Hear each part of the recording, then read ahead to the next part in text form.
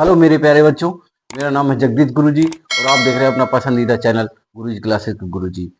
बच्चों, हमारा target UP board 2026 है।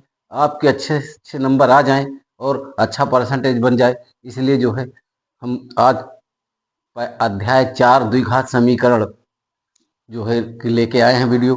तो चलिए चलते हैं, ध्यान दीजिएगा जरा। द्विघात समीकरण, देखिए द्विघात समीकरण हमको इसमें अध्ययन क्या क्या करना है।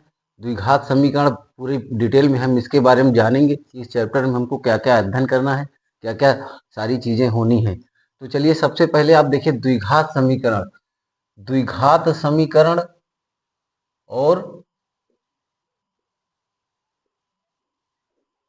बहुपद।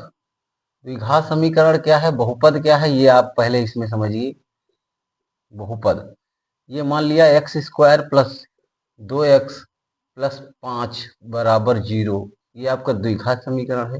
और x square plus 3x plus 2, ये आपको बहुपद है।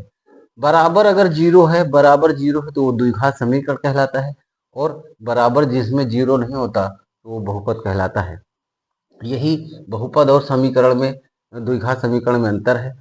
हमने जो है इससे पहले आपके 3 अध्याय पढ़ा दिए हैं। पहला अध्याय वास्तविक संख्याओं का, और उसके बाद बहुपद और 2 चर वाले रैखिक समीकरण। अगर आपने नहीं देखा है वीडियो तो डिस्क्रिप्शन में लिंक दिया है, जाके सारे वीडियो आप देख लें। ये नया चैप्टर है। तो ये आपके ये द्विघात समीकरण है। द्विघात समीकरण को हमको हल करना है। इसमें दो हल करने के लिए, इसमें हल करने के लिए देखिए विधियां आपकी क्या क्या हैं।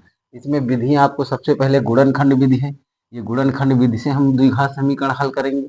उसके बाद फिर पूर्ण वर्ग विधि से हल करेंगे, पूर्ण वर्ग विधि भी है। और उसके बाद द्विघाती सूत्र यानी श्रीधराचार्य का जो सूत्र होता है वो -b plus minus under root B square minus 4ac, B square minus 4ac बटे 2a, ये श्रीधराचार्य का सूत्र है। इससे भी हम द्विघात समीकरण का जो है द्विघात समीकरण को हल करेंगे। तो ये 2 चीजें हो गई। उसके बाद तीसरे में इस चैप्टर में आपको अध्ययन करना है द्विघात समीकरण के मूलों की प्रकृति। मूलों की प्रकृति के 3-4 पॉइंट हैं, और वो पॉइंट हम जब आपको मूलों की प्रकृति जब शुरू करेंगे, जब आपको पढ़ाएंगे तो उसी में सारी चीजें क्लियर करा देंगे। द्विघात समीकरण के मूलों का योगफल तथा गुणनफल।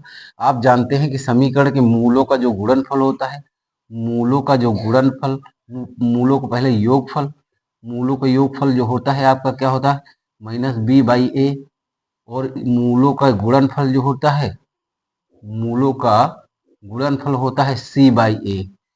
मूलों का गुणनफल, मूलों का ये गुणनफल है, और ये बाल c/a होता है। यही इसमें अध्ययन करना है।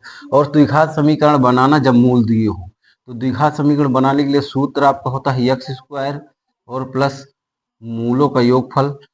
देख ले रहे हैं जरा इसको, एक्स स्क्वायर माइनस यहाँ पे है, माइनस मूलों का योगफल, मूलों का योगफल और इंटू एक्स है, प्लस मूलों का गुणनफल, मूलों का गुणनफल,